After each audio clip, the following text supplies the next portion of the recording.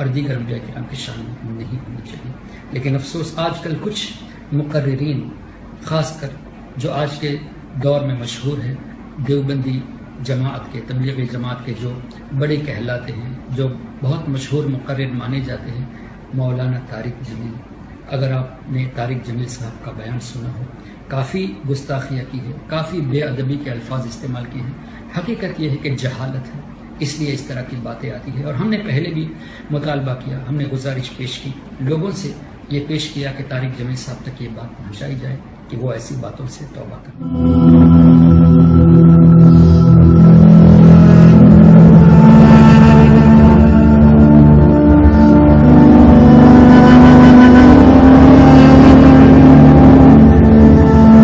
ساٹھ برس کی دعا کے بعد بیٹا ملا،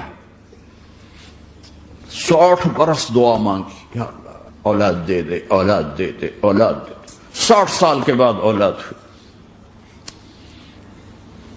84 سال کی عمر میں، 80 سے 84 برس کی عمر میں کے درمیان بچہ ہوا ہے۔ جب وہ 5 سے 10 سال کا ہوا ہے اور ابراہیم 90 کراس کر گئے، 90 کا بیریئر کراس کر گئے، جب مرغی کو ذبح کرتے بھی ہاتھ کانپے۔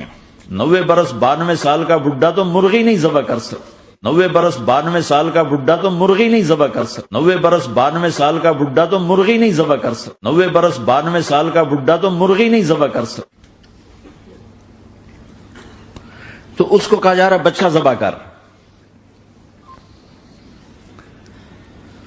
مینا کے پہاڑ سخت تاری ہے، ہوائیں تھم چکی ہے، سورج مدہوش ہو رہا ہے، آسمان کے فرشتے ٹکٹکی باندھ رہے ہیں اور ان کے سانس اٹک رہے ہیں کہ یہ کیا ہو رہا ہے؟ کیا یہ بوڑھا کر جائے گا؟ کیا یہ بوڑھا کر جائے گا؟ کیا یہ بوڑھا کر جائے گا؟ کیا یہ بوڑھا کر جائے گا؟ کیا یہ اپنے بچے پر چھری چلا جائے گا؟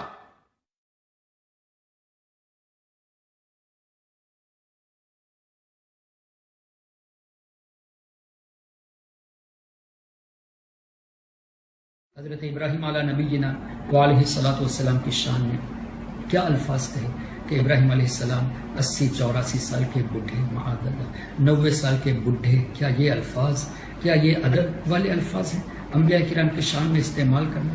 پھر 90 سال کا بڈھا جو مرغی ذبح نہ کر سکے وہ بچے کو کیسے ذبح کرے؟ اللہ اکبر۔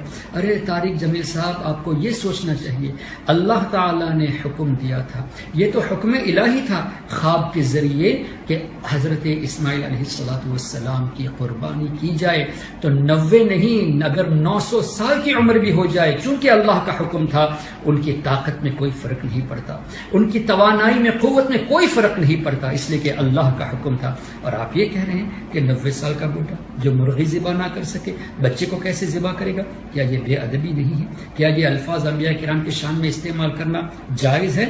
آپ کو یہ جاننا چاہیے۔ غالباً آپ نے عقائد کی کتابیں نہیں پڑھی، عقائد کی کتابوں میں واضح طور سے لکھا ہے انبیاء کرام علیہ الصلوۃ والتسلیم کی شان میں ان کے کسی بھی الفاظ کو، ان کے کسی بھی عمل کو، ان کی سنت کو تحقیر کی نظر سے دیکھنا یہ کفر ہے۔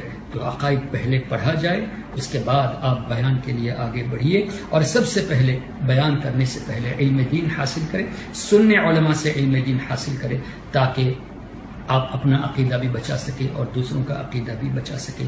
اور میری گزارش ہے عوام سے، اے میرے محترم معزز بھائیوں اور بہنوں، آپ کسی کی بھی تقریر سنیں، سب سے پہلے ان کا بیک گراؤنڈ دیکھ لیجئے۔ اگر وہ وہابیوں سے تعلق رکھتے ہیں، اگر ان کے اساتذہ میں اہل حدیث وہابی ہے اور وہ انہی کو مان کر انہی کی باتوں پہ عمل کرنے والے ہیں، اگر ایسے لوگ ہیں جو دیوبندیت سے تعلق رکھتے ہیں، جن کے اکابرین کے عقائد کفریہ عقائد ہیں، ان کو اچھا جانتے ہیں، تو ایسے لوگوں کی تقریر ہرگز نہ سنیں، ایسے لوگوں کے پاس ہرگز نہ بیٹھے، اس لیے کہ ایمان کا خطرہ ہے۔ جیسے مثل مشہور ہے، نیم حکیم خطرہ جان، نیم ملا خطرہ ایمان۔ یہ سب نیم ملا ہے جن کی وجہ سے ہمارا ایمان خطرے میں پڑ سکتا ہے۔ اللہ تبارک و تعالی ہماری حفاظت فرمائے، ہمارے عقیدہ اور ایمان کی حفاظت فرمائے۔ اللہ تبارک و تعالی اہل سنت والجماعت کے جو سچے پکے صحیح عالم ہے ان کی صحبت میں ہمیں علم حاصل کرنے کی توفیق عطا فرمائے۔ وآخر دعوانا ان الحمد للہ رب العالمین، والسلام